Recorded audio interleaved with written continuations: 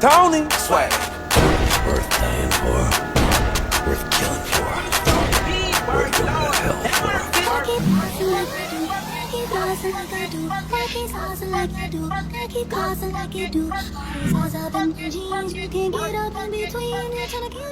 What's up and good morning, guys? How are you? Alex here from Hoppos with another video for you guys. And today we're back. Today's Monday morning. I actually got to take a little break this weekend, which was nice. Not expected, but it was nice. But right now we are starting things off. It is about 6:45 right now, and we're going to be shooting our way over to powder coat. So we're just going to get everything prepped real quick, get everything boxed up. And these are two tanks that we're going to get ready for SEMA for two vehicles, two really big high status vehicles that are going to be there. So we got everything loaded up here. We got the backing plates for the tank, got the tanks, got all the accessories, the rods. All right, I think we are about ready. Got the truck warming up, and we are gonna head over to powder coat. Had a few guys ask about this too. That is a legit Nardi, and it works.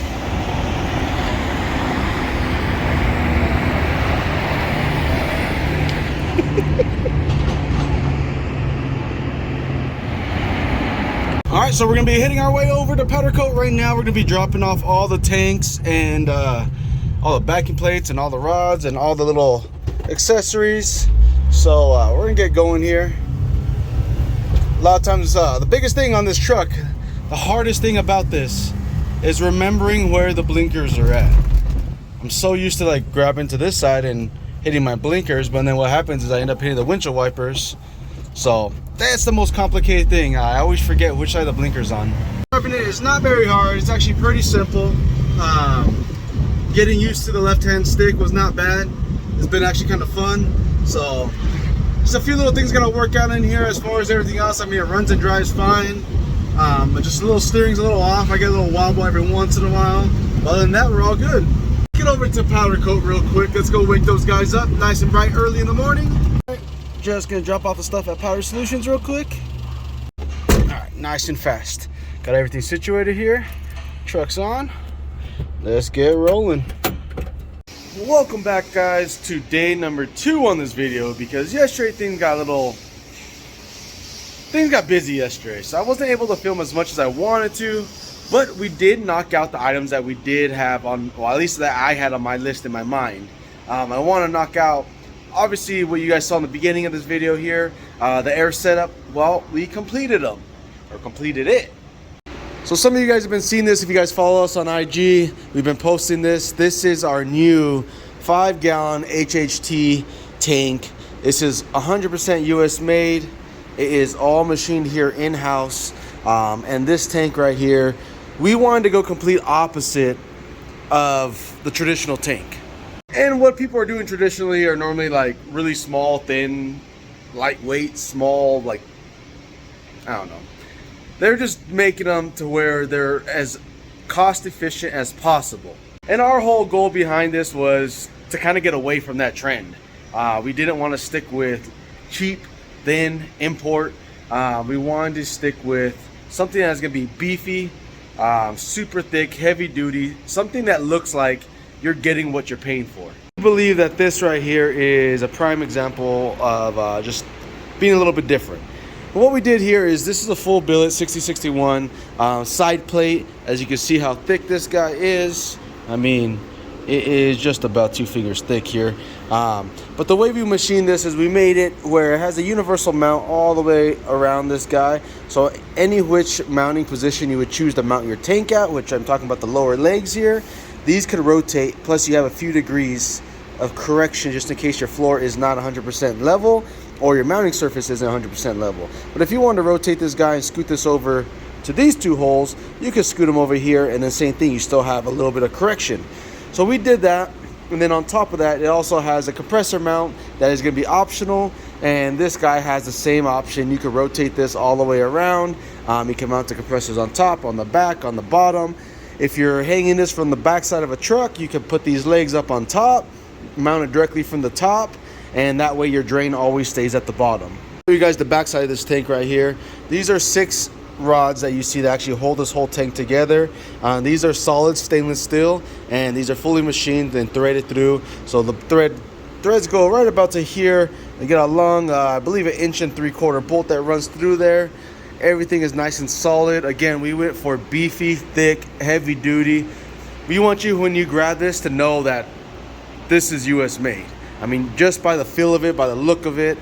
That was our whole idea behind it. Plus, we wanted it to be very modular. That way you could pretty much mount this any which direction. Again, these compressor stands, which you can kind of see right underneath here, these could be mounted on the top, on the back, on the side, and the bottom. And then there's going to be a lot more of other accessories coming along with this soon.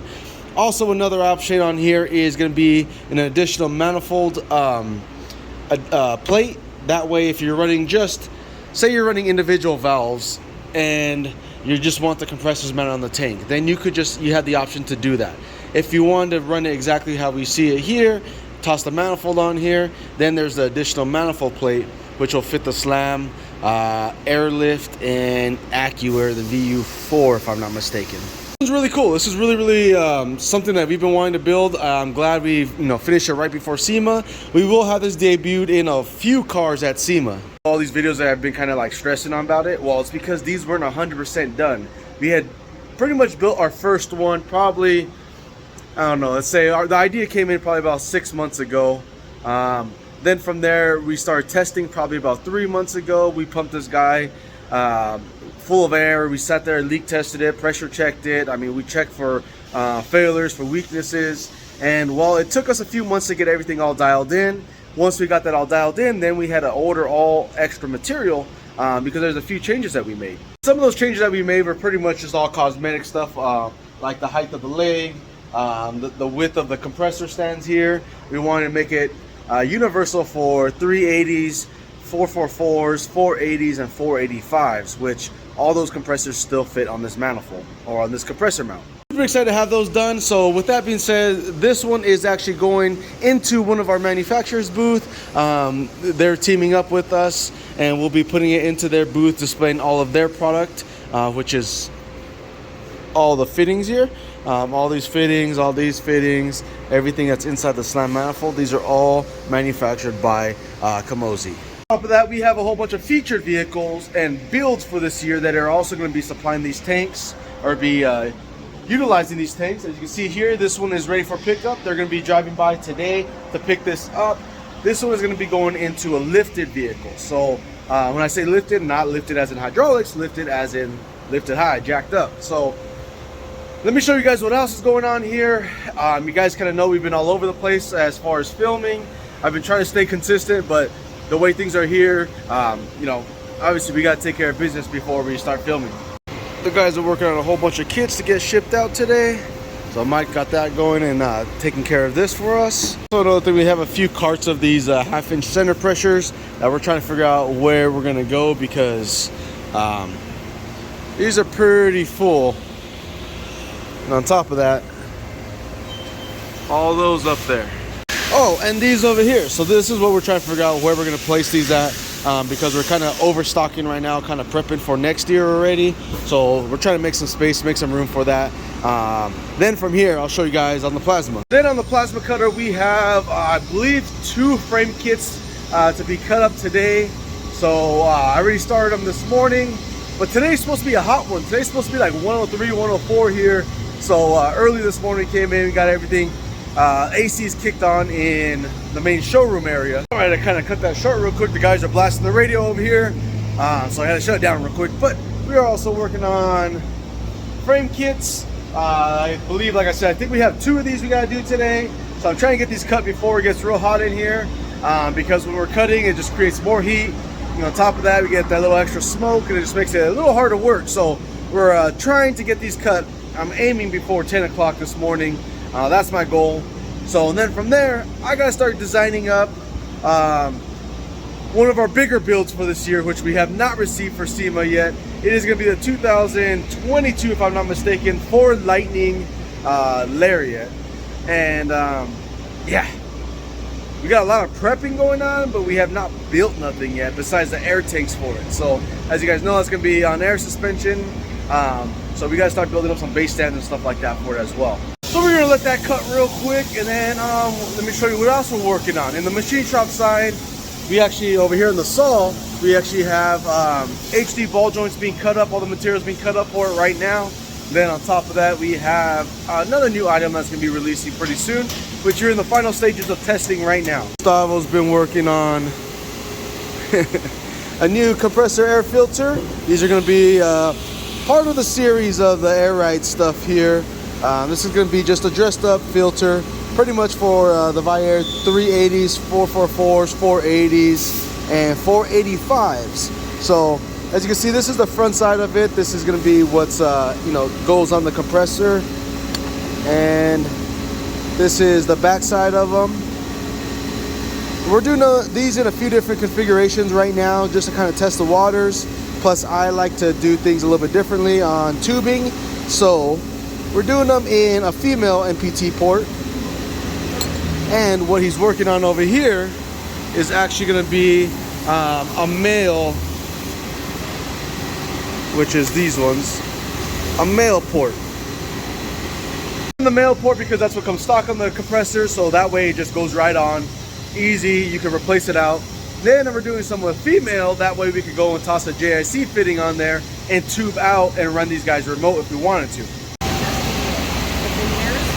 And you can see right there, there's some HD ball joints in the works, which is being cut up on the SL20 right now. Vic working on a project right now. What are you working on? What's bothering people, man? How come you don't get to work? I am working. The crazy part is I get paid for this.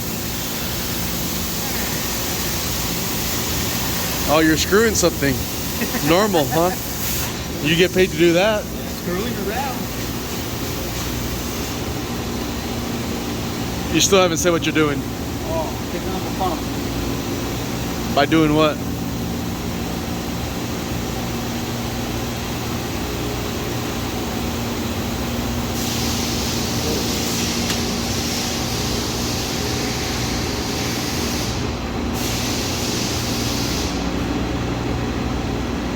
Very, very descriptive. Thank you, Vic.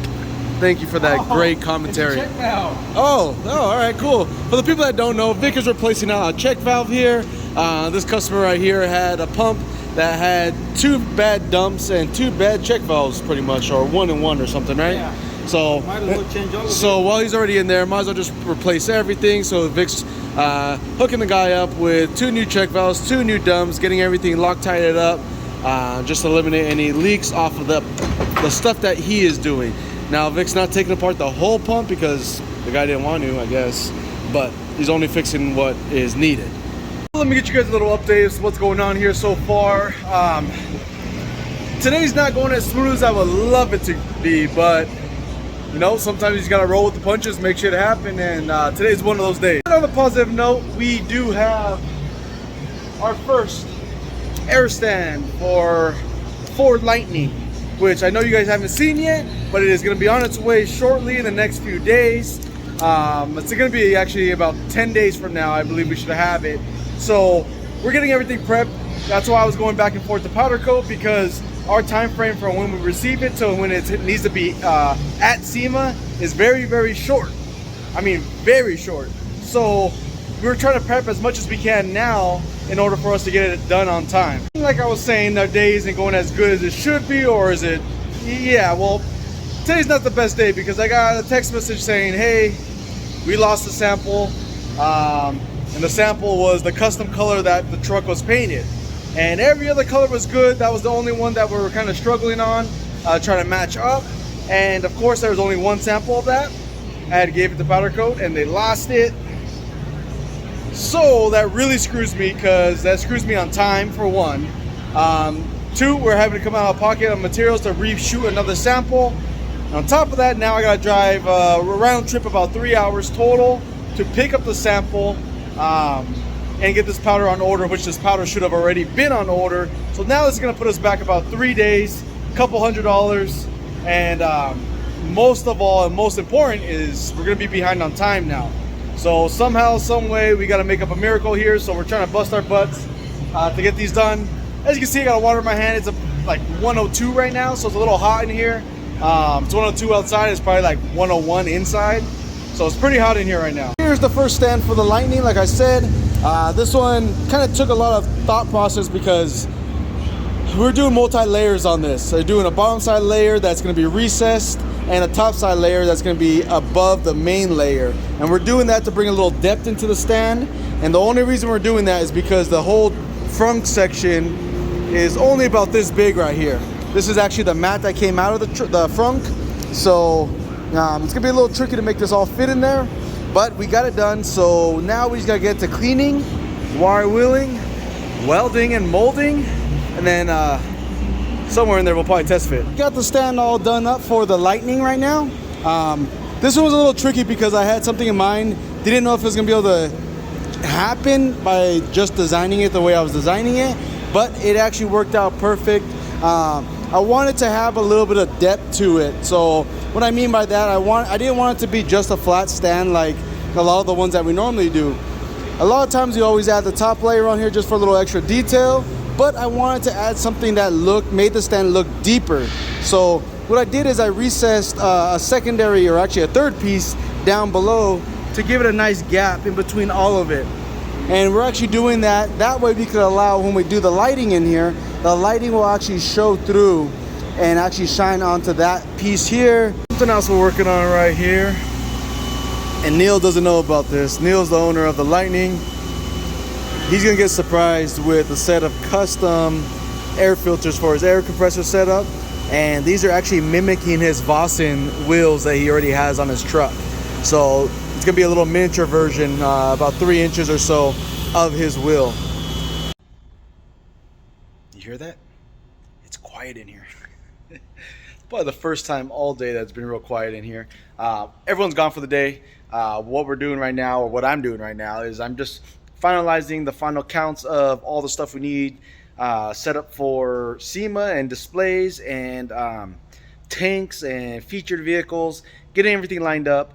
Also, I gotta head out now since Powder Coat lost the sample. Luckily, thank God, they're able to shoot me a sample like ASAP, which this only happened a few hours ago. So they're able to shoot one for me. It's actually drying right now. So I gotta shoot out there, which normally no traffic. It's about an hour and a half one way, an hour and a half back. I'm probably expecting about a 3.5, 4 hour drive right now just to go pick up this paint chip or the sample. That way we can color match that to powder coat as close as we can, because we know powder coat to paint is going to be very different.